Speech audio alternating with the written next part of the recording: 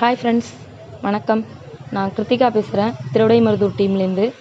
நான் ஆக்சிஸ் இந்தியாவில் ஜாயின் பண்ணி 3 months ஆகுது. 3 நாள் முன்னாடி நான் கிராசரி கிட்ட ஆர்டர் போட்டிருந்தேன். இன்றைக்கி நான் அதை ரிசீவ் பண்ணிட்டேன்.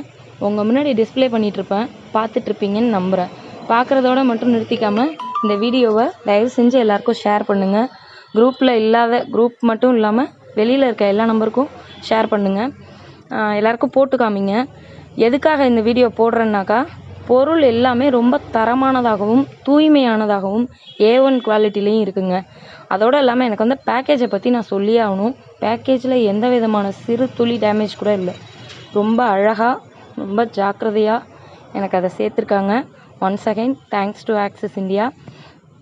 எங்கேயோ ஒரு இடத்துல உட்காந்துட்டு வேணாம், இதெல்லாம் பண்ணாத, நம்பாத, நீ ஆர்டர் போட்டிருக்க வராது, அப்படி இப்படின்னு சொல்லிகிட்டு இருக்கவங்க மத்தியில் இந்த நிறுவனம் பெரிய லெவலில் ரீச் ஆகிட்டுருக்கு அப்படிங்கிறத சொல்லியே ஆகணுங்க.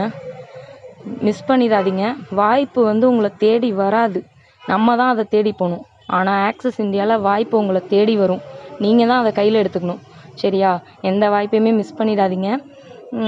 இன்னொன்று என்னென்னா, கடைசியாக பில்லு ஒன்று கொடுத்துருக்காங்கங்க.